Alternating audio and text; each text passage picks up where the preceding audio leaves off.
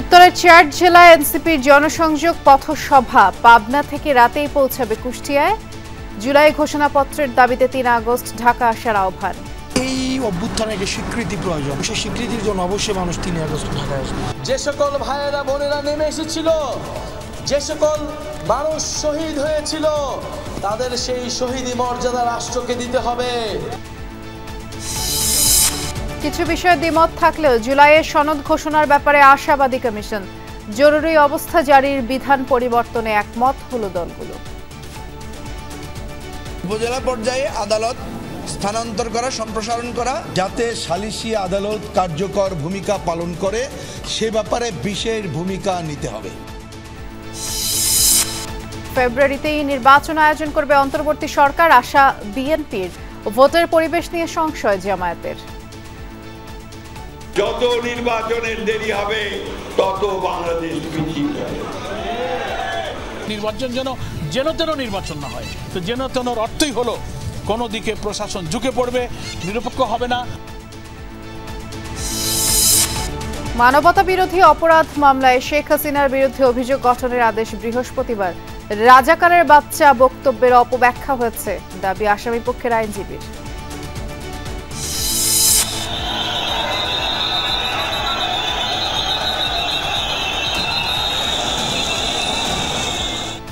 চাকরিচ্যুত বিডিআর সদস্যদের আন্দোলন আপাতত স্থগিত। যমুনা অভিমুখী লং মার্চ থেকে আটক ১২ জনকে ছেড়ে দিয়েছে পুলিশ। দুদককে থামাতে নয়, কাজ চালু রাখার আবেদন করা হয়েছিল। 5G রেডিনেস ইস্যুতে বিশেষ সহকারীর ব্যাখ্যা। রাষ্ট্রীয় অর্থ সংযুক্ত প্রকল্পে গতিশীলতায় সহায়তা কামনা। বাংলাদেশের 17.5 কোটি জনসংখ্যার 11.5 কোটি কর্মক্ষম। বেড়েছে নারী পুরুষের গড় আয়ু। অর্থনৈতিক প্রবৃদ্ধির জন্য বড় সুযোগ, বলছে জাতিসংঘ। ইরানের গুরুত্বপূর্ণ ব্যক্তিদের হত্যা রহস্য ফাঁস করলেন ইসরায়েলের সাবেক গোয়েন্দা উপপ্রধান। মোবাইল ফোনের অবস্থান শনাক্ত করে টার্গেট করা হয় তাদের।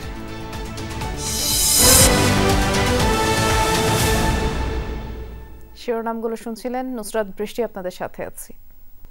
জুলাই অভ্যুত্থানকে যেভাবে খারিজ করে দেওয়ার অপচেষ্টা চলছে, সেটি রোধেই এই অভ্যুত্থানের স্বীকৃতি প্রয়োজন। আর এজন্যই আগামী ৩ আগস্ট ঢাকায় আসবে জনতা। জুলাই পদযাত্রা কর্মসূচিতে এনসিপির আহ্বায়ক নাহিদ ইসলাম বলেছেন, যেভাবে ঐক্যবদ্ধ হয়ে ফ্যাসিবাদের পতন ঘটানো হয়েছে, সেই একইভাবে বাংলাদেশ বিনির্মাণ করা হবে। রাজশাহী থেকে নাটোর, সিরাজগঞ্জ হয়ে পাবনায় পৌঁছেছে এনসিপি। এনসিপির জুলাই পদযাত্রা কর্মসূচির ৭ম দিন সকালে রাজশাহী থেকে নাটোরের উদ্দেশ্যে রওনা হয় গাড়িবহর। এর আগে গণমাধ্যমের সাথে কথা বলেন কেন্দ্রীয় নেতারা। এ সময় দলের দক্ষিণাঞ্চলের মুখ্য সংগঠক হাসনাত আবদুল্লাহ বলেন, জুলাই অভ্যুত্থানের স্বীকৃতির জন্যই আগামী ৩ আগস্ট ঢাকায় আসবে মানুষ। এই অভ্যুত্থানকে যেভাবে ডিলিজিটিমাইজ করা হচ্ছে, যেভাবে খারিজ করে দেওয়া হচ্ছে আবেগের কথা বলে, যে যারা ফেসিবাদের বিরুদ্ধে লড়াই করছে, ওই লড়াইটাকে এখন আবার মপতন্ত্র বলে চালানোর চেষ্টা করা হচ্ছে। সেই জায়গা থেকে এই অভ্যুত্থানের একটা স্বীকৃতি প্রয়োজন, অবশ্যই স্বীকৃতি প্রয়োজন, এবং সেই স্বীকৃতির জন্য অবশ্যই মানুষ ৩ আগস্ট ঢাকায় আসবে। দুপুরে এনসিপির পদযাত্রার গাড়িবহর পৌঁছায় নাটোরের ঢালান বাজারে। এ সময় স্থানীয় নেতাকর্মীরা ফুল দিয়ে বরণ করে নেন কেন্দ্রীয় নেতৃবৃন্দকে। পরে শহরের উদ্দেশ্যে রওনা হয় গাড়িবহর। স্টেশন বাজার থেকে পায়ে হেঁটে স্বাধীনতা চত্বরে যান নেতাকর্মীরা। সেখানে হয় পথসভা। এ সময় দলের আহ্বায়ক নাহিদ ইসলাম বলেন, জুলাই অভ্যুত্থানে শহীদদের আত্মত্যাগ কোনোভাবেই বৃথা যেতে দেয়া হবে না। এই গণ অভ্যুত্থানে যে সকল ভাইয়েরা বোনেরা নেমে এসেছিল, যে সকল মানুষ শহীদ হয়েছিল, তাদের সেই শহীদি মর্যাদা রাষ্ট্রকে দিতে হবে। সংবিধানের স্বীকৃতি থাকতে হবে। জুলাইয়ের যে আকাঙ্ক্ষা, সেটা এখনো বাস্তবায়ন হয়নি। তাই আমরা যেন জুলাইয়ের আকাঙ্ক্ষা বাস্তবায়ন হওয়ার পূর্ব পর্যন্ত এই রাজপথ ছেড়ে না দেই। আর কখনোই আপনারা চোখ বুজে কোন চাঁদাবাজি, সন্ত্রাস, দখলদারিত্ব মেনে নেবেন না। কারণ আপনাদের কাছে এই শহীদের পরিবারে আমানত রেখেছে এই দেশটাকে। পরে নাটোরের বনপাড়া হয়ে সিরাজগঞ্জের উদ্দেশ্যে রওনা হয় জুলাই পদযাত্রার গাড়িবহর। বিকেলে পৌঁছায় সিরাজগঞ্জে। সেখানে কেন্দ্রীয় শহীদ মিনারে আয়োজিত সভায় বক্তব্য দেন নেতারা। আপনাদের সন্তানেরা মাঠে ছিল, পুলিশের বুলেটের সামনে বুক পেতে দাঁড়িয়েছিল। আজ পাবনাতেও গণসংযোগ ও পথসভায় অংশ নেবেন কেন্দ্রীয় নেতারা। জাহিদ হাসান, যমুনা নিউজ। আমরা জুলাই পদযাত্রার খবর জানবো। পাবনায় সহকর্মী কলিট তালুকদার আমাদের জন্য অপেক্ষা করছেন, একটু আপডেট জানবো তার কাছ থেকে। কলিট, আমরা যেমনটি জানলাম যে পাবনায় এনসিপির দল পৌঁছেছে, কি কি কর্মসূচি আছে, নেতাকর্মীরা কোথায় যাবেন, একটু বিস্তারিত জানাবেন। বৃষ্টি, আসলে এই মুহূর্তে আমি রয়েছি কিছুক্ষণ আগে সেই কেন্দ্রীয় নেতৃবৃন্দ পৌঁছেছে। তাদেরকে বরণ করার জন্য একটি দল শহরের যে 0 পয়েন্ট সেখানে অবস্থান করছিল। আসলে বৃষ্টি হচ্ছে, হালকা গুড়ি গুড়ি বৃষ্টি হচ্ছে, যে কারণে কেন্দ্রীয় নেতৃবৃন্দ বিকল্প রাস্তা দিয়ে আসলে সভাস্থলে চলে গিয়েছে। সেই পাবনার শহরের যে শহীদ চত্বর, যেখানে সেই 4 তারিখে সেই জুলাই আন্দোলনের 4 তারিখে দুইজন, সেই মাহবুব আর নিলয়, দুইজন শহীদ হন, সেই স্থানটাকে শহীদ চত্বর হিসাবে সেটিকে নামকরণ হয়েছে। সেখানেই আসলে সেই এনসিপির যে কেন্দ্রীয় নেতৃবৃন্দ সেখানে তারা পথসমাবেশ করবে এবং তারা কিছুক্ষণ আগেই আমরা যতদূর জেনেছি যে সেই পথসভা স্থলে পৌঁছেছে এবং এই যে বহরটি, সেই এরা আসলে তাদেরকে বরণ করার জন্য শহরের সেই আদালত চত্বরে 0 পয়েন্টে তারা অবস্থান করছিল। কিন্তু সে বিকল্প রাস্তা দিয়ে, একটি রাস্তা দিয়ে তারা, যেহেতু বৃষ্টি হচ্ছে সেজন্য তারা সেই সভাস্থলে চলে গিয়েছে। আসলে এই সভাটি অনুষ্ঠিত হওয়ার কথা ছিল বিকাল 5টায়, কিন্তু যেহেতু সিরাজগঞ্জে একটু সময় নিয়েছে, যে কারণে এখন 10টা বাজে। এই কিছুক্ষণ আগেই যে কেন্দ্রীয় নেতৃবৃন্দ কিন্তু আসলে সভাস্থলে পৌঁছেছে। সকাল থেকে আসলে এই সভাকে কেন্দ্র করে শহরে আসলে এই প্রথম সেই এনসিপির কেন্দ্রীয় নেতৃবৃন্দদের পাবনাতে প্রথম সফর, যে কারণে সবার কিন্তু আসলে আগ্রহ ছিল সেই নেতৃবৃন্দের বক্তব্য শোনার জন্য। সে এখন আসলে কেন্দ্রীয় নেতৃবৃন্দ কি বক্তব্য রাখে সেটি দেখার অপেক্ষা। বৃষ্টি, নিশ্চয়ই তারা বক্তব্য রাখলে আবার আপনার মাধ্যমে আপডেট জানাবো। জরুরি অবস্থা জারির বিষয়ে সংবিধানে বিদ্যমান যে বিধান আছে তা পরিবর্তনেও রাজনৈতিক দলগুলো একমত হয়েছে। তবে বিএনপি বলছে পরবর্তী সংসদেই সিদ্ধান্ত নেওয়া হবে, এমন দাবির বিরোধিতা করেছে এনসিপি। দলটির দাবি গণপরিষদ নির্বাচনের। এছাড়া প্রান্তিক পর্যায়ে বিচার প্রত্যাশীদের ভোগান্তি কমাতে আদালত বিকেন্দ্রীকরণের মাধ্যমে উপজেলা পর্যায়ে আদালতের সম্প্রসারণ নিয়ে সংবিধান সংশোধনের বিষয়ে সম্মত হয়েছে রাজনৈতিক দলগুলো। সকালে রাজধানীর ফরেন সার্ভিস একাডেমিতে শুরু হয় জাতীয় ঐক্যমত্য কমিশনের 2য় পর্যায়ের 10ম দিনের সংস্কার আলোচনা। এদিন 3টি বিষয় নির্ধারিত থাকলেও আলোচনা হয় উপজেলা পর্যায়ে অধস্তন আদালত সম্প্রসারণ ও জরুরি অবস্থা জারির প্রস্তাবে। শুরুতে নাগরিক সেবা আরও গতিশীল করতে উপজেলা পর্যায়ে অধস্তন আদালতের কার্যক্রম সম্প্রসারণের বিষয়ে ঐক্যমত্য হয় সবকটি রাজনৈতিক দলের। উপজেলা পর্যায়ে প্রত্যেকটি উপজেলা পর্যায়ে আদালতের সম্প্রসারণ হওয়া দরকার। জেলা থেকে উপজেলা পর্যন্ত নিয়ে যাওয়ার বিষয়ে বাংলাদেশ জামায়াত ইসলামের পক্ষ থেকে ঐক্যমত কমিশনের যে প্রস্তাবটা দিয়েছে এটা আমরা সমর্থন করেছি। উপজেলা আদালত বা অধস্তন আদালত বিকেন্দ্রীকরণ বিষয়ে একটি জাতীয় ঐক্যমত্য প্রতিষ্ঠা হয়েছে। আমরা কমিশনকে এটা বলেছি যে রাজনৈতিক সরকার অনেক ক্ষেত্রে বিভিন্ন প্রেক্ষাপটে শেষ পর্যন্ত বাস্তবায়নের দিকে নাও যেতে পারে, অন্তত ওনারা যেন একটা ফ্রেমওয়ার্ক করে যান এবং কিছু কাজ এগিয়ে নেন। চৌকি আদালতের পরিবর্তে যে স্থায়ী আদালতগুলো করা হবে সেখানে যেন পূর্ণাঙ্গভাবে আদালতের অবকাঠামো নির্মাণ করা হয়। মধ্যাহ্নভোজের বিরতির পর আলোচনা শুরু হয় জরুরি অবস্থা জারি নিয়ে। এ বিষয়ে বিদ্যমান বিধান পরিবর্তনেও সম্মত হয় দলগুলো। তবে বিষয়টি পরবর্তী সংসদের সিদ্ধান্তের উপর ছেড়ে দেওয়ার কথা বলে বিএনপি। তাদের এমন দাবির বিরোধিতা করে গণপরিষদ নির্বাচন চায় এনসিপি।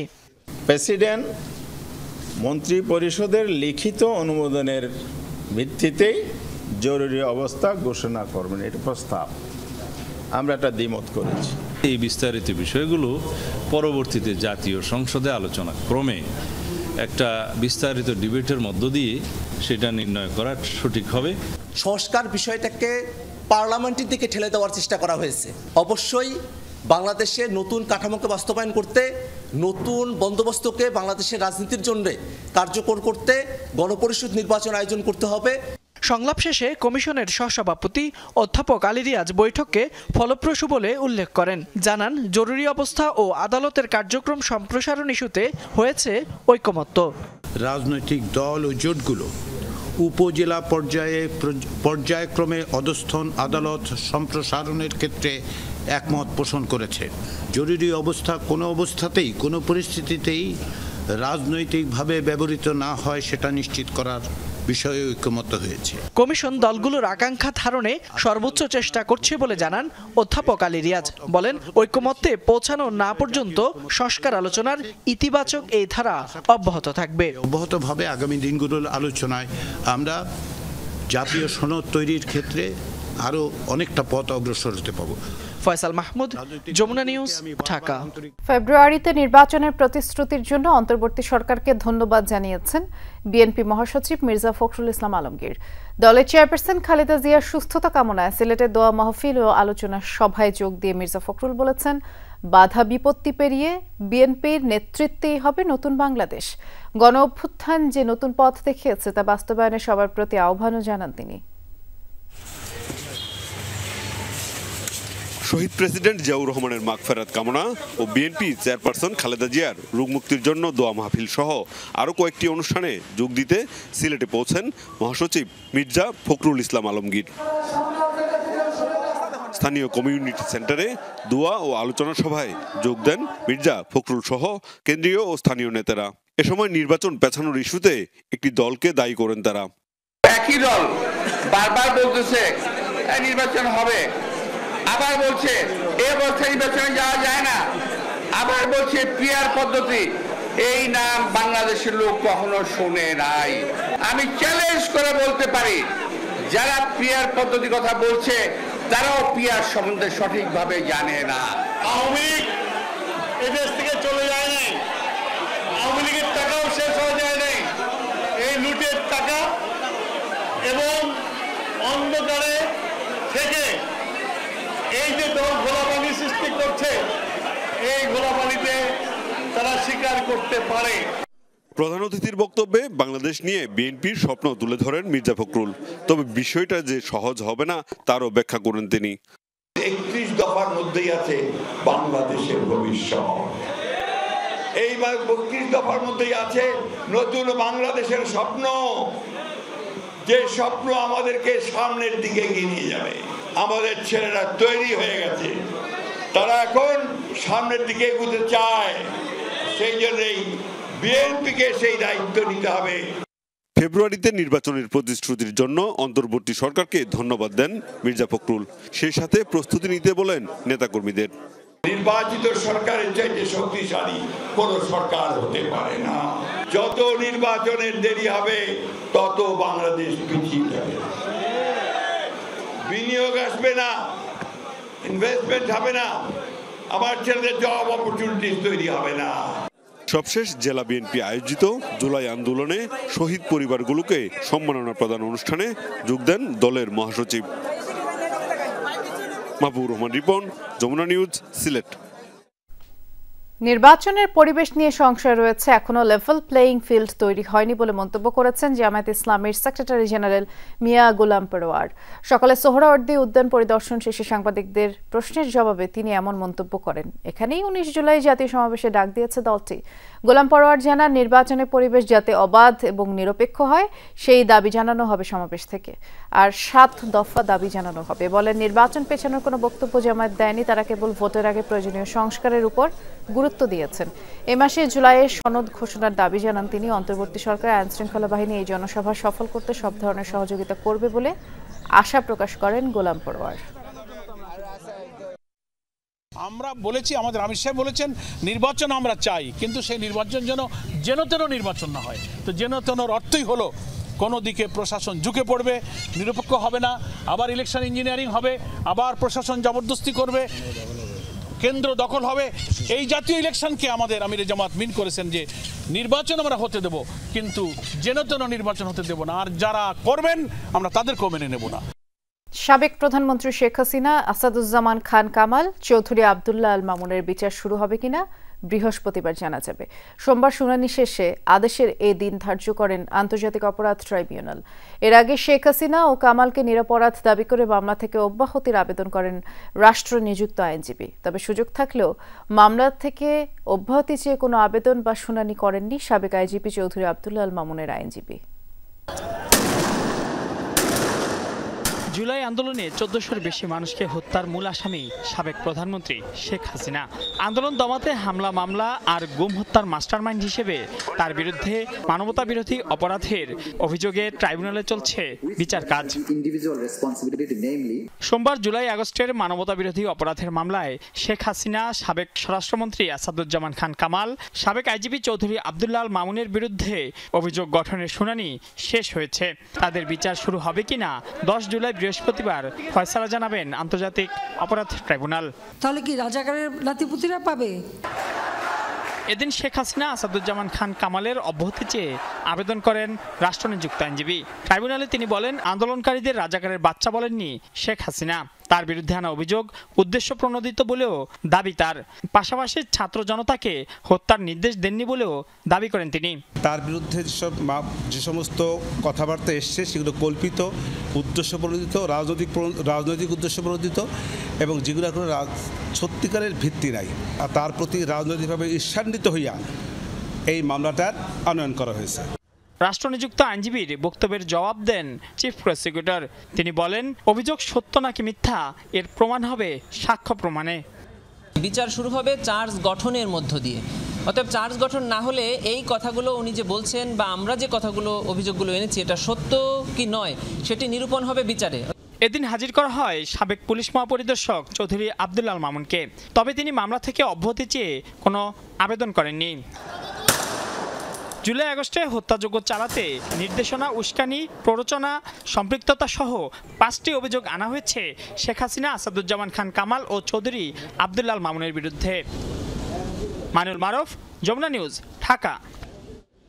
মুক্তিযুদ্ধ মন্ত্রণালয়ের কার্যক্রমের মাধ্যমে পক্ষপাতহীনভাবে মুক্তিযুদ্ধের প্রকৃত ইতিহাস তুলে ধরার উপর জোর দিয়েছেন প্রধান উপদেষ্টা প্রফেসর ডক্টর মোহাম্মদ ইউনূস। বিকেলে রাষ্ট্রীয় অতিথি ভবন যমুনা এক বৈঠকে তিনি এই কথা জানিয়েছেন। বৈঠকে উপদেষ্টা ফারুক ই আজম বলেছেন, বিগত সময় মুক্তিযুদ্ধ মন্ত্রণালয়ের কোটি টাকা ব্যয়ে বিভিন্ন স্থাপনা অবকাঠামো নির্মাণ করে মুক্তিযুদ্ধের বিভ্রান্তিকর ইতিহাস উপস্থাপন করা হয়েছে। আর এসব অবকাঠামোতে রণাঙ্গনের কোনো বিস্তৃত বর্ণনা নেই, মুক্তিযোদ্ধাদের বর্ণনা নেই, কেবলমাত্র একটি পরিবারের ছবি সরঞ্জাম দিয়ে অতিরঞ্জিত তথ্য উপস্থাপন করা হয়েছে। বলেন, বঙ্গবন্ধুর আদর্শ মুক্তিযুদ্ধের চেতনা বাস্তবায়ন শীর্ষক গবেষণা প্রকল্পে 23 কোটি টাকা ব্যয় ধরা হয়েছে উল্লেখ করে উপদেষ্টা বললেন, কোটি টাকা মন্ত্রণালয় থেকে নিয়ে গেলেও তারা তেমন কোনো গবেষণা করেনি। আগামী দিনে মুক্তিযুদ্ধ মন্ত্রণালয়ের সকল প্রকল্পের মধ্য দিয়ে যেন মুক্তিযুদ্ধের প্রকৃত ইতিহাস উঠে আসে সে ব্যাপারে সংশ্লিষ্টদের সকলকে কাজ করার পরামর্শ দিয়েছেন প্রধান উপদেষ্টা। এই বৈঠকে বর্তমান সরকারের সময় মুক্তিযুদ্ধ বিষয়ক মন্ত্রণালয় কর্তৃক গৃহীত উল্লেখযোগ্য কার্যক্রম এবং আগামী 6 মাসের কর্মপরিকল্পনা প্রধান উপদেষ্টার কাছে তুলে ধরা হয়। জুলাইকে যারা ভুলিয়ে দেবার চেষ্টা করবে তারা ইতিহাসের নব্য মীর জাফর হিসেবে চিহ্নিত হবে বলে মন্তব্য করেছেন আন্তর্জাতিক অপরাধ ট্রাইব্যুনালের চিফ প্রসিকিউটর তাজুল ইসলাম। গেন্ডারিয়ার জুলাই অভ্যুত্থানে শহীদ আনাসের নামে সড়ক ও শহীদ মেহেদী হাসান জুনায়েদের নামে স্মৃতিফলক উন্মোচন অনুষ্ঠানে তিনি এসব কথা বলেছেন। এ সময় স্থানীয় সরকার উপদেষ্টা আসিফ মাহমুদ সজীব ভূঁইয়া বলেছেন, 5 আগস্ট সফল না হলে হয়তো ভিন্ন বাংলাদেশ দেখতে হতো। জুলাই শহীদরা যেমন বাংলাদেশ চেয়েছিল কাঠামোগত সংস্কারের মাধ্যমে তেমন বাংলাদেশ করতে সবাইকে একযোগে কাজ করতে হবে। জুলাই শহীদদের আত্মদান বৃথা যেতে দেয়া যাবে না বলেও উল্লেখ করেন তিনি। 14 তারিখে এবং সেই জাতি কখনো তার সাফল্যের চূড়ায় আরোহণ।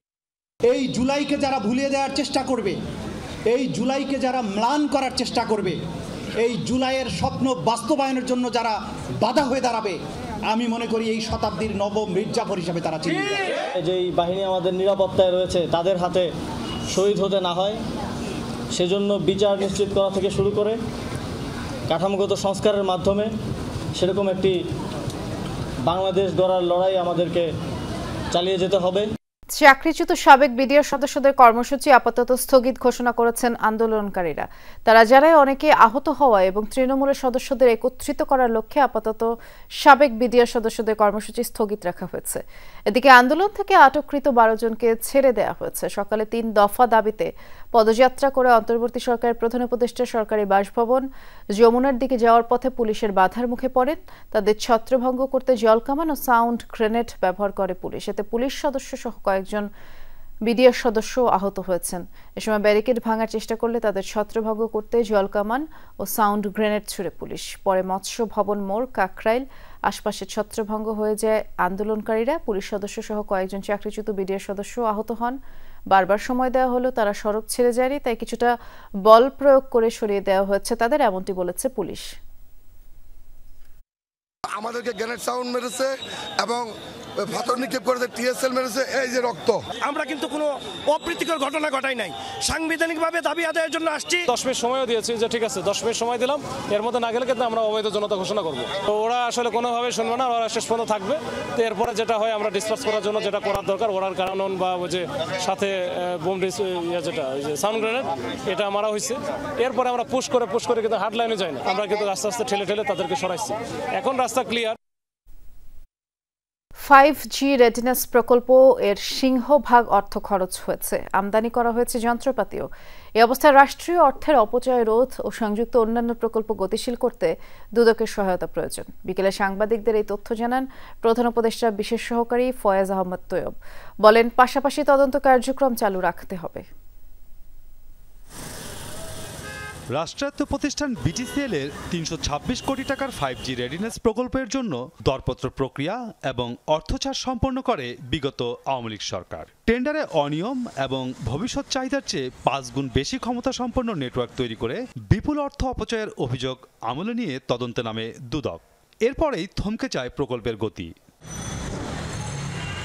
এর প্রেক্ষিতে প্রকল্পের কাজ চালুর জন্য সহায়তা চেয়ে দুদকে চিঠি পাঠান প্রধান উপদেষ্টার বিশেষ সহকারী ফয়েজ আহমেদ তৈয়ব। জানান, প্রকল্পের সিংহভাগ অর্থ খরচ করা হয়েছে, যন্ত্রপাতিও আমদানি করা হয়েছে। সংযুক্ত অন্যান্য প্রকল্প গতিশীল করতে দুদকের সহায়তা প্রয়োজন। কিছু চিঠি আদান প্রদান করে আমাদের মতামত ব্যক্ত করেছি এবং মতামত ব্যক্ত করে চিঠির শেষ লাইনে মাননীয় দুদক চেয়ারম্যানের আন্তরিক সহযোগিতা প্রত্যাশা করেছি। এর বাইরে আমরা কোনো নির্দেশ দেই নেই। দুদকের পর্যবেক্ষণ ছাড়া কোনো ধরনের কোনো মামলা নেই। তো সুতরাং যেই বিষয়টা করা হচ্ছে, আমরা বলছি যদি এই কাজটা না করা হয় এবং এই এলসিটা না করা হয় তাহলে দুটো ঘটনা ঘটবে। 300 + 300 600 কোটি টাকার গচ্ছা যাবে। ভবিষ্যৎ চাহিদা হতে পারে 26 টেরাবাইট ব্যান্ডউইথের, অথচ প্রকল্পের জন্য 126 টেরাবাইট ব্যান্ডউইথ সক্ষমতার যন্ত্রপাতি নেওয়া হচ্ছে। এমন অভিযোগ সত্য নয় বলে জানান তিনি। বলেন, বাংলাদেশে ব্যান্ডউইথ ব্যবহার প্রতি বছর 34% হারে বাড়ছে। অন্যদিকে বাংলাদেশ প্রকৌশল বিশ্ববিদ্যালয় বুয়েটের প্রাথমিক সুপারিশে ক্যাশ এবং রিডান্ডেন্সির কোনো হিসাব করা হয়নি। পরবর্তীতে বুয়েট ভবিষ্যতের জন্য 111 টেরাবাইট সক্ষমতার সুপারিশ করে।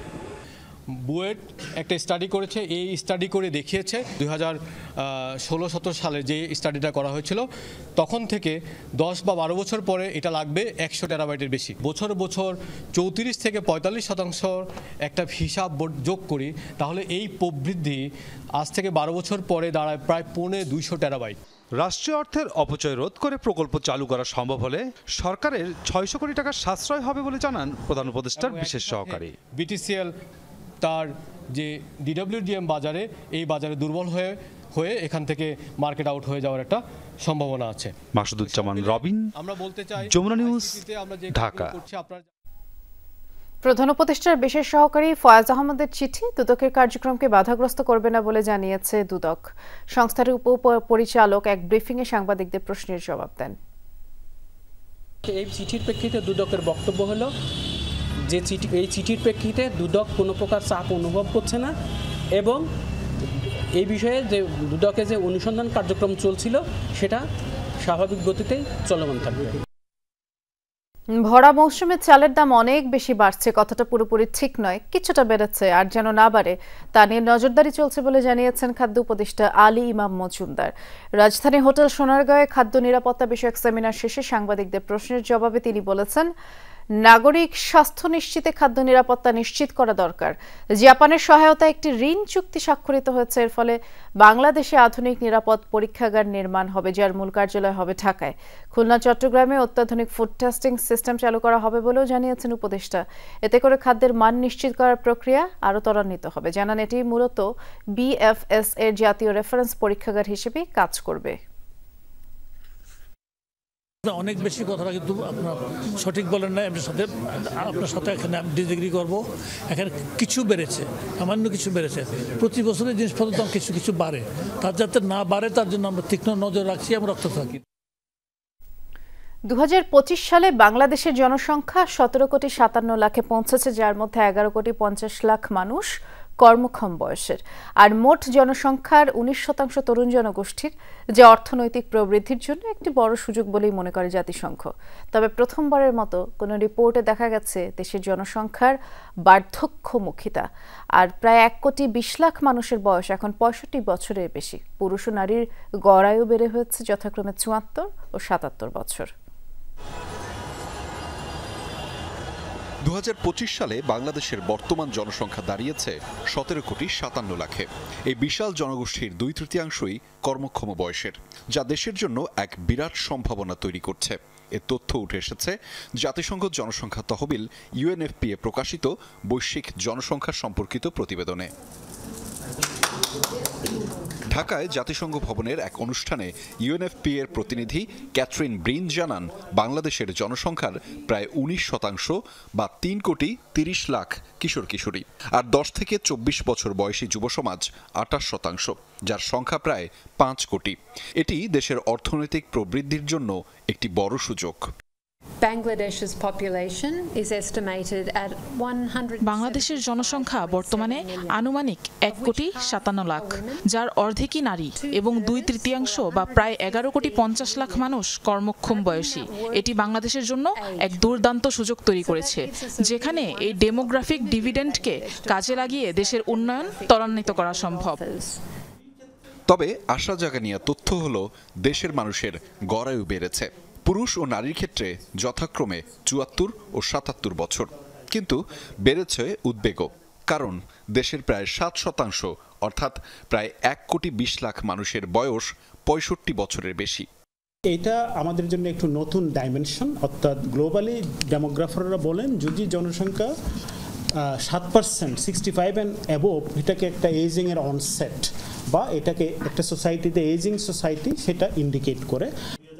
প্রতিবেদনে বলা হয়, বাংলাদেশে এখনও অনেক নারী স্বাধীনভাবে সন্তান গ্রহণের সিদ্ধান্ত নিতে পারেন না, যেখানে অর্থনৈতিক, সামাজিক ও কাঠামোগত নানা বাধা রয়েছে। Women are overburdened, they are working outside the home and then they are still working at home. So then that is also pressurizing somehow not to be pregnant or not to have children. জাতিসংঘের এই প্রতিবেদনটি মনে করিয়ে দেয়, জনসংখ্যা সংকটের সমাধান কোনো সংখ্যা নয়, বরং প্রতিটি মানুষের অধিকার, সুযোগ এবং সম্মান নিশ্চিত করার মধ্যেই নিহিত। আহমেদ রেজা, যমুনা নিউজ, ঢাকা। রাজস্ব বিভাগের কর্মকর্তা ও কর্মচারীরা দায়িত্বশীল আচরণ করলে ভয়ের কিছু নেই, তবে কেউ সীমা লঙ্ঘন করলে তাকে আলাদা চোখে দেখা হবে বলে মন্তব্য করেছেন এনবিআর চেয়ারম্যান আব্দুর রহমান খান। বিকেলে ঢাকা কাস্টম হাউসে পরিদর্শন করেন তিনি। জানান, কাস্টমস ইস্যুতে ব্যবসায়ীদের হয়রানি না করার নির্দেশ দেওয়া হয়েছে কর্মীদের। 3টি নতুন সফটওয়্যার চালু করছে রাজস্ব বিভাগ, যার সুবাদে কাস্টমস চালান সরাসরি মিলবে অনলাইনে। ব্যাগেজ রুল পরিবর্তন হলে লাগেজে বছরে 2টি মোবাইল বহন করতে পারবেন কার্ডধারী প্রবাসীরা। এনবিআর জানায়, সদ্যবিদায়ী অর্থ বছরে রাজস্ব আদায় হয়েছে 3,68,000 কোটি টাকা। প্রত্যেকে যদি দায়িত্বশীল আচরণ করে, তাদের যে কাজকর্ম সেগুলো যদি তারা সুষ্ঠুভাবে সম্পন্ন করে, তাহলে আমি মনে করি না যে তাদের কোনো ভয়ের কোনো কারণ আছে। আর কেউ কেউ হয়তো একটু না, অনেক বড় আকারেরই, যেটা আমরা বলবো যে সীমা লঙ্ঘন করেছে, সেটা হয়তো ভিন্নভাবে দেখা হবে। তবে সাধারণভাবে আমার মনে হয় না যে কারো কোনো ভয়ের কোনো কারণ আছে। রাজনৈতিক হস্তক্ষেপ বন্ধ না হলে সক্ষমতা বাড়িয়েও ব্যাংক খাতের ঝুঁকি কমানো সম্ভব নয় বলে মনে করেন বাংলাদেশ ব্যাংকের governor doctor Ahsan H Mansur. সংবাদ সম্মেলনে তিনি জানিয়েছেন, আগামী বছরের জানুয়ারি থেকে সব bank risk based supervision RBS এর আওতায় আসছে। ইতিমধ্যে 20টি ব্যাংক পরীক্ষামূলকভাবে সুপারভিশনের আওতায় এসেছে। ডিসেম্বরের মধ্যে পরীক্ষামূলক উদ্যোগের আওতায় আসবে অন্য ব্যাংকগুলো। আরবিএস বাস্তবায়নের অংশ হিসেবেই বাংলাদেশ ব্যাংকের সাংগঠনিক কাঠামো পুনর্গঠন করা হচ্ছে। গঠন করা হচ্ছে ব্যাংক ফোকাস টিমের সমন্বয়ে একাধিক ব্যাংক সুপারভিশন বিভাগ। আর কর্মকর্তাদের সক্ষমতা বাড়াতে প্রশিক্ষণ কর্মসূচিও নেওয়া হচ্ছে। এখন যেটা হবে সেটা হচ্ছে একটু ফরওয়ার্ড লুকিং, সামনের দিকে তাকানো, একটু অ্যান্টিসিপেটরি, অর্থাৎ কি হতে যাচ্ছে। এবং এটা কিন্তু সবার জন্য এক নয়। রিস্ক সবার জন্য, কিছু রিস্ক আছে যেটা সবার জন্য প্রযোজ্য, আবার কিছু আছে যেটা স্পেসিফিক ফর দ্য ব্যাংক। তো দুটো ক্ষেত্রেই আমাদেরকে কাজ করতে হবে এবং দুই ধরনের রিস্কেই আমাদেরকে এন্ডোজেনাইজ করতে। শরীয়তপুরে পদ্মার তীররক্ষা বাঁধের 150 মিটার এলাকা ধসে গেছে। নদীতে বিলীন হয়েছে কয়েকটি বসতঘর, ব্যবসা প্রতিষ্ঠান। বিকেল 4:30টার দিকে হঠাৎ করে ভাঙন দেখা দেয় জাজিরার মাঝিরঘাট এলাকার পদ্মা সেতুর কনস্ট্রাকশন ইয়ার্ড রক্ষা বাঁধে। ভাঙনের হাত থেকে রক্ষা পেতে মালামাল সহ বিভিন্ন স্থাপনা সরিয়ে নিচ্ছেন স্থানীয়রা। এর আগে অন্তত 2বার ভাঙনের শিকার হয় বাঁধটি। 2012-13 অর্থ বছরে পদ্মা সেতুর কনস্ট্রাকশন ইয়ার্ড রক্ষা 110 কোটি টাকা ব্যয়ে নির্মাণ করা হয় 2 কিলোমিটার পদ্মার তীর রক্ষা বাঁধ।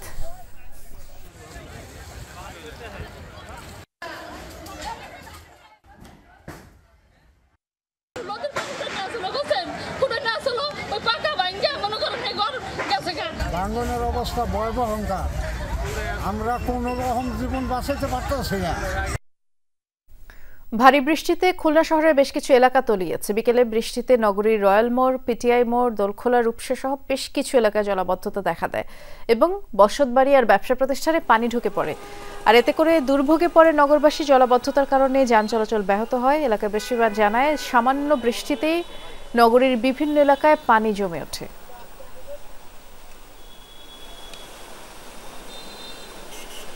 মোবাইল ফোন ট্র্যাক করে ইরানের শীর্ষ কমান্ডারদের অবস্থান সম্পর্কে নিশ্চিত হয় ইসরায়েলি গোয়েন্দা সংস্থা মোসাদ। এরপর সেই অবস্থান লক্ষ্য করে চালানো হয় মিসাইল হামলা। বিবিসিকে দেয়া সাক্ষাৎকারে এমনটি জানিয়েছেন মোসাদের সাবেক উপপ্রধান রামে ইগরা। অত্যাধুনিক গাইডিং সিস্টেম ব্যবহার করে ইরানি সেনা কর্মকর্তাদের বেডরুমের অবস্থান পর্যন্ত শনাক্ত করা সম্ভব বলে জানান তিনি। সাক্ষাৎকারে ইরানের পরমাণু অস্ত্র তৈরির সক্ষমতার জন্য ট্রাম্প এবং নেতানিয়াহুকেও দায়ী করেন মোসাদের সাবেক উপপ্রধান। ইরানের গুরুত্বপূর্ণ বিভিন্ন স্থানে ইসরায়েলি হামলায় ইরানি সামরিক কর্মকর্তাদের মৃত্যুর পর ওঠে নানা প্রশ্ন। কিভাবে শীর্ষ সামরিক কর্মকর্তাদের হত্যা করল ইসরায়েল, তাই নিয়ে এবার মুখ খুললেন দেশটির গোয়েন্দা সংস্থা মোসাদের সাবেক উপপ্রধান রামি ইগরা। বিবিসিকে দেয়া সাক্ষাৎকারে মোসাদের সাবেকেই উপপ্রধান জানান, মোবাইল ফোন ট্র্যাক করে ইরানি সামরিক কর্মকর্তাদের অবস্থান সম্পর্কে নিশ্চিত হয় গোয়েন্দা সংস্থা। এটা প্রযুক্তির কারণেই সম্ভব হয়েছে। সাইবার জগতের কারণেই আপনার সব তথ্য সংগ্রহ করা যাচ্ছে। আপনি যদি একটি ফোন বহন করেন তাহলেই আপনার জীবনযাত্রা উন্মুক্ত হয়ে পড়বে। বিপ্লবী গার্ড বাহিনীর কমান্ডারদের ফোন থেকেই তার ঠিকানা এবং অবস্থান জানা যায়। হামলার পর দেখা যায় যে বেডরুমে ঘুমিয়েছিলেন ইরানি কর্মকর্তারা, সেসব কক্ষগুলোতে আঘাত হানে ইসরায়েলি মিসাইল। প্রশ্ন ওঠে, এতটা নিখুঁতভাবে লক্ষ্যবস্তুতে কিভাবে আঘাত হানল ইসরায়েলি ক্ষেপণাস্ত্র? অত্যাধুনিক এবং সংবেদনশীল গাইডিং সিস্টেম ব্যবহার করা হয়েছে এক্ষেত্রে। এই প্রযুক্তির ফলে ইরানি কর্মকর্তাদের বেডরুমের অবস্থানও নিশ্চিত হওয়া গেছে। তাই শীর্ষ কর্মকর্তারা যখন নিহত হলেন তখন আমি ততটা বিস্মিত হইনি। সাক্ষাৎকারে ইরানের পরমাণু কর্মসূচি নিয়েও কথা বলেন মোসাদের সাবেক উপপ্রধান। তার অভিযোগ, যদি ইরান পরমাণু অস্ত্র তৈরি করতে সক্ষম হয় সেজন্য দায়ী থাকবেন ইসরায়েলি প্রধানমন্ত্রী নেতানিয়াহু এবং মার্কিন প্রেসিডেন্ট ট্রাম্প। ইরানকে পরমাণু অস্ত্র তৈরি করা থেকে সরানো সম্ভব নয়। আলোচনার টেবিলই হলো ইরানকে নিবৃত করার একমাত্র পথ। দেশটির কাছে এখন যে ইউরেনিয়াম আছে তার জন্য দায়ী হলো নেতানিয়াহু এবং ট্রাম্প, কারণ তারাই চুক্তি থেকে ইরানকে সরিয়েছে। তবে শীর্ষ সেনা কর্মকর্তাদের মৃত্যুতে ইরানের খুব বেশি প্রভাব পড়বে না বলেও জানান মোসাদের সাবেকেই উপপ্রধান। মীর মুশফিকা হাসান, যমুনা নিউজ। কোনো হতাশা নয়, নির্বাচনের আগে জুলাই হত্যার বিচার নিশ্চিত করা হবে বলে জানিয়েছেন আইন উপদেষ্টা ডক্টর আসিফ নজরুল। বলেছেন, আগামী জাতীয় নির্বাচন দেশের ইতিহাসের শ্রেষ্ঠ নির্বাচন হবে। জুলাই গণ অভ্যুত্থানের তথ্যচিত্র নিয়ে শ্রাবণ বিদ্রোহ প্রামাণ্যচিত্রের প্রিমিয়ার শো অনুষ্ঠানে এসব কথা বলেছেন তিনি। এই অনুষ্ঠানে উপদেষ্টা মোস্তফা সরওয়ার ফারুকী বলেছেন, ভারতে বসে ফ্যাসিস্ট আওয়ামী লীগ অবৈধ অর্থ দিয়ে অভ্যুত্থানের বিরুদ্ধে ন্যারেটিভ তৈরির চেষ্টা করছে। এই ফ্যাসিস্ট আওয়ামী লীগের বিরুদ্ধে সকলকে ঐক্যবদ্ধ থাকার আহ্বান জানান তিনি। আর উপদেষ্টা আদিলুর রহমান বলেছেন, ফ্যাসিবাদ যেন আবারও ফিরে না আসে সে বিষয়ে সকলকে সজাগ থাকতে হবে। এবং যে শহীদদের যে নির্দেশ, জুলাই গণ অভ্যুত্থানের 1 বছর পূর্তিতে জুলাই গণ অভ্যুত্থানের তথ্যচিত্র নিয়ে শ্রাবণ বিদ্রোহ প্রামাণ্যচিত্র তৈরি করেছে তথ্য ও সম্প্রচার মন্ত্রণালয়। জাতীয় জাদুঘরের এই প্রিমিয়ার শোতে অংশ নিন অন্তর্বর্তী সরকারের উপদেষ্টা, শহীদ পরিবারের স্বজন ও বিশিষ্ট ব্যক্তিবর্গ। আমাদের সাথে সমপ্রার্থী হয়েছেন। তথ্যচিত্রের শুরুর আগেই কথা বলেন জুলাই অভ্যুত্থানে শহীদ পরিবারের স্বজনরা। শহীদ আবু সাইদের বাবা বলেন, বৈষম্যহীন দেশ গড়তেই তার সন্তান শহীদ হলেও হলেও হত্যাকারীদের এখনো আইনের আওতায় আনা হয়নি। হত্যাকারীদের বিচার করে জুলাই সনদ ঘোষণার দাবি জানান শহীদ সাংবাদিক তাহির জামান প্রিয়র মা। আমার আশা ছিল যে একটা চাকরি বাকরি করবি, হয়তো আমি দেখে হয়তো মরে যাব, সেই আশাটা আমার আর বুঝলো না। ছেলে দুনিয়ার থেকে বিদায় হয়ে গেল। আমাকে গতকালকে বলছে, মা আমার প্রিয় বাবা কখন আসবে? দেখলাম তার চোখ মুখ অন্ধকার। অনুষ্ঠানে উপদেষ্টারা বলেন, জুলাই আন্দোলনকে বিতর্কিত করতে ফ্যাসিস্ট আওয়ামী লীগ ভারতে বসে ষড়যন্ত্র করছে। ফ্যাসিস্ট আওয়ামী লীগের বিরুদ্ধে সকলকে ঐক্যবদ্ধ থাকার আহ্বান জানান তারা। পলিটিক্যাল স্টেক হোল্ডার্স যারা আছেন তারা যদি নেক্সট 10 ইয়ার্স বাংলাদেশের একটা ঐক্য ধরে রাখতে পারেন কয়েকটা প্রশ্নে, স্বাধীনতা সার্বভৌমত্বের প্রশ্নে এবং আওয়ামী লীগের অত্যাচারের প্রশ্নে, তাহলে আমি মনে করি যে ফ্যাসিবাদ ফিরে আসার কোনো আশঙ্কা নাই। বাংলাদেশ যেন ফ্যাসিবাদের যে কবর দিয়েছে সেই কবরের থেকে যেন কখনো ফ্যাসিবাদ আর মাথা তুলতে না পারে, এটি আমাদের আকাঙ্ক্ষা হোক। অনুসরণ করতে পারি আমরা আশা করি বাংলাদেশকে গণতান্ত্রিক এবং সর্বজনের সকলের রাষ্ট্র বানাতে পারবো। আইন উপদেষ্টা ডক্টর আসিফ নজরুল বলেন, হতাশ হওয়ার কোনো কারণ নেই। নির্বাচনের আগেই হত্যাকারীদের বিচার নিশ্চিত করা হবে। সর্বোচ্চ মানের শ্রেষ্ঠ একটা বিচার করতে যাচ্ছি এবং আপনারা নিশ্চিত থাকেন, আপনাদের হতাশ হওয়ার কোনো কারণ নাই। আজকে আমাদের শহীদ পরিবার যেটা বলেছে, আমি নিশ্চিতভাবে বিশ্বাস করি নির্বাচনের আগে অবশ্যই বিচার হবে। আইন উপদেষ্টা বলেন, জুলাই গণ অভ্যুত্থান বাংলাদেশের ইতিহাসে এক মহাকাব্যিক আন্দোলন, যে আন্দোলনে দেশের শিক্ষার্থীরা সহ সব শ্রেণী পেশার মানুষ অংশ নিয়ে সফল করেছে। শামীম রেজা, যমুনা নিউজ, ঢাকা। এই ছিল রাতের বাংলাদেশ আয়োজনে। সাথে থাকার জন্য ধন্যবাদ। নিরাপদে থাকবেন।